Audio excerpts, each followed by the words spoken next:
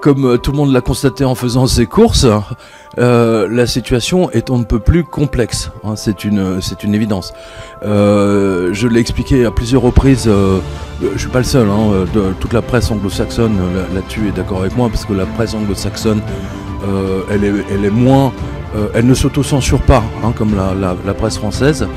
Et aussi bien les Anglais, les Américains prévoient 30% d'inflation pour 2022. Donc ça vous donne une idée de ce qui se passe. 30%, ce sera la même chose en France, hein, ne vous inquiétez. Peut-être un chouïa moins, parce que nous, on paye l'énergie un peu moins cher que les autres pays, hein, grâce à nos centrales nucléaires. Mais c'est tout. Je rappelle qu'il y a 6 ou 7 centrales nucléaires à l'arrêt, hein, justement. Donc c'est quelque chose, si vous voulez, qui a été organisé pour faire monter justement les prix de l'énergie, déjà à la base. C'est la plus grande mascarade. Vous assistez à la plus grande escroquerie économique au seul profit des ultra-riches. Je précise, je suis pas France Insoumise, hein. je précise bien, parce que Mélenchon ne tape pas trop sur les banques et sur la fausse monnaie, hein. C'est quelque chose qu'on ne comprend pas bien a priori. Il y a eu le mouvement des Gilets jaunes, et pour empêcher la révolution, une révolution française, de se passer pour de bon, hein. Rappelez-vous, quand les Gilets jaunes étaient à 20 mètres de l'Élysée, hein, avenue Matignon, hein, là il a eu vraiment très très peur, hein. Ils étaient, à l'Élysée, ils étaient tous prêts à partir en courant. Eh bien, ils ont pris la décision, si vous voulez, de déborgner, de tirer dans les yeux des manifestants, de leur arracher les mains avec des grenades de désencerclement de la police. Résultat des courses, il y a eu 3000 blessés. Et on vous dit, par exemple, que la Hongrie est un pays fasciste. On vous dit que la Chine est une dictature, etc. Mais aujourd'hui, nous sommes dans une véritable dictature en France. Hein, c'est une véritable dictature libérale, hyper capitaliste et à la solde des États. Les banques sont en faillite totale. Vous avez vu, l'AFP a repris l'une de mes photos, enfin de l'un de mes lecteurs, qui va à la banque postale pour tout retrait de plus de 1000 euros ou 1500 euros, je ne sais plus. Veuillez présenter un justificatif, comme si on était des mômes à la maternelle, obligés de demander la permission pour aller faire pipi. Madame, je peux retirer un peu d'argent de mes économies? Mais est-ce que vous réalisez dans quelle situation nous sommes? Et en fait, tout ça, c'est pour maquiller la faillite des banques, mais de la totalité des banques, pour le coup, hein. La banque postale, la numéro 1, et ensuite vous avez Caisse d'épargne, Banque populaire, etc. Catherine. Ah oui, j'ai vu ça. Ma belle-mère a perdu son mari en août dernier. Voilà. Elle a un compte à la Banque postale et elle avait un compte commun avec son mari. Oula. Oui, terrible. Alors déjà, c'est... Terrible. Là, c'est pas bon. Hein. Là, c'est pas bon. C'est des mois et des mois de procédure. Eh bien, la banque lui a prélevé 780 € de frais de succession. Mais de quel droit? Frais de succession, mais c'est pas un notaire. Et puis surtout, c'est pas l'État. Mais quel bandant Pardon.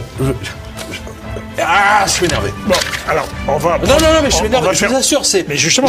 Écoutez, est-ce qu'il y a un député qui va prendre ce dossier en main? Bonne question. Merde! Bonne question, mon cher Pierre. Alors... Ils sont en train de voler les Français en plein jour! Oui. Et... Pardon. Le fait que vous ne puissiez pas retirer votre argent de votre banque et que vous soyez obligé de donner des explications à votre banquier, ça vous dérange pas, ça? Bah, excusez-moi, mais moi, ça me dérange fondamentalement. Je veux dire, j'ai pas d'explication à donner sur la liberté que j'ai pour utiliser mon argent. Vous comprenez? Donc, en fait, on vous interdit de retirer votre argent pour sauver les banques. Et c'est extrêmement grave. Et la seule façon aujourd'hui, je le dis aux auditeurs, de sauver votre épargne, votre assurance vie, etc., c'est effectivement de le transformer soit en pièces d'argent, soit en pièces d'or, ou alors de le transformer en immobilier. C'est la seule manière aujourd'hui. Tout ça d'ailleurs est en train d'exploser à cause des taux d'intérêt négatifs. C'est du jamais vu dans l'histoire mondiale de l'économie. Nous allons avoir une famine globale. Nous voyons déjà des hausses de 40% sur à peu près tout, car la Fed a imprimé bien plus d'argent qu'ils n'auraient dû pendant les confinements. Là, ils ont perdu le contrôle, on va vers une immense récession. Davos, aujourd'hui, ils savent qu'il y aura une pénurie et ça va déclencher les famines. Techniquement, si vous voulez, parce qu'ils ont tellement imprimé pendant le confinement, ils ont imprimé plus de dollars entre, on va dire, 2020 et aujourd'hui, que depuis 1913 jusqu'à 2020. Oui, c'est... Bon, à part ça, ça va quoi. Non, il n'y aura pas d'hyperinflation, tout va bien. Dans la presse espagnole, un article qui montre la réalité de ce que préparent les banques via la Banque Centrale Européenne. Donc le gouvernement de M. Sanchez supprimera les obstacles juridiques, écoutez bien, à la saisie des comptes bancaires en cas de crise. Le Conseil des ministres a approuvé le projet de loi visant la nécessité pour l'État de disposer des ressources nécessaires pour atténuer l'impact de nouvelles crises. Alors c'est bien emballé, hein, ça, le papier cadeau, le ruban. Je vous résume, ils vont vous niquer. Voilà. Non mais aujourd'hui, la richesse des Français sur le livret A, sur les assurances vie, etc., elle est inférieure aujourd'hui aux 3 trilliards, donc 3 trilliards de dettes qu'a la France. L'épargne des Français. Pardon ? L'épargne des Français, donc, convoitée par un certain nombre de... BlackRock ? Oui, par exemple, ne suffira pas à payer la dette. Non. Bon. Non.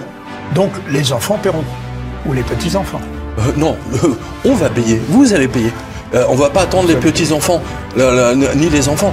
Là, ça va se passer à la fin de l'année ou l'année prochaine. Et ce qui attend la Française, si vous voulez, c'est une cure d'austérité absolument phénoménale.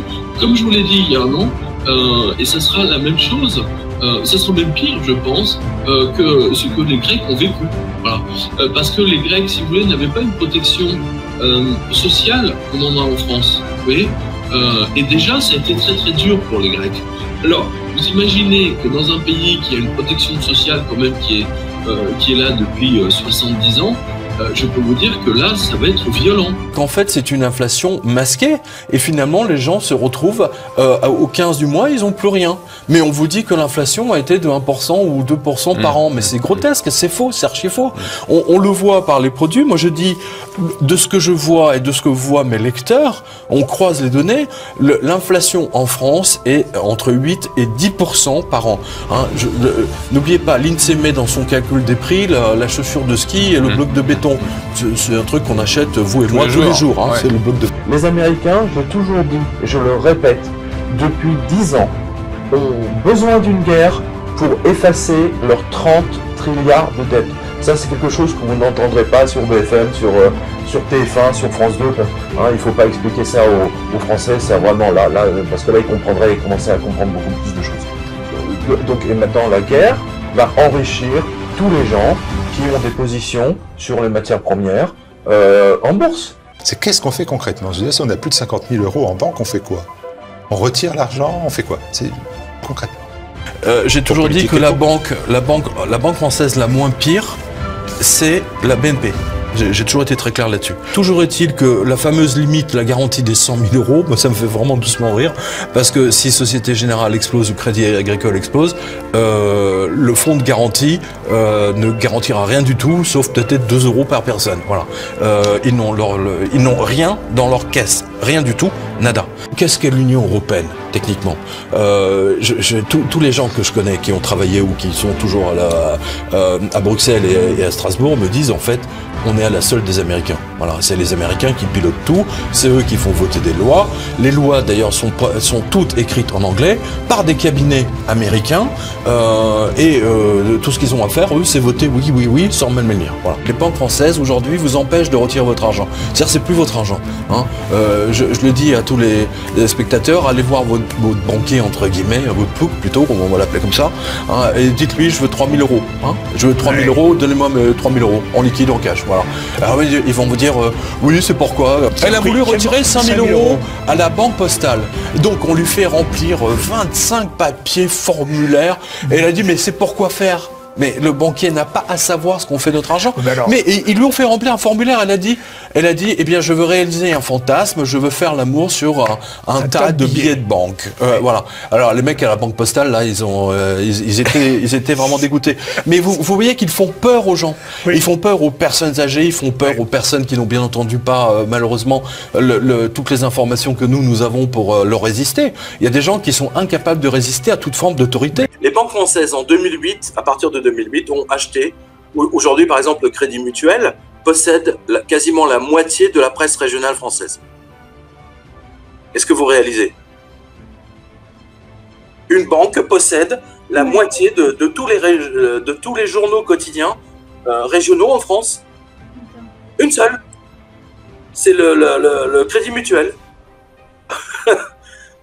C'est le Crédit Mutuel qui dit au rédacteur en chef, au moment des élections, lui, vous lui faites une grande photo, et lui, bon non, vous le mettez toute petite photo, lui faites 2 pages, et lui on veut pas, vous faites 4 lignes. Voilà, c'est comme ça que ça fonctionne.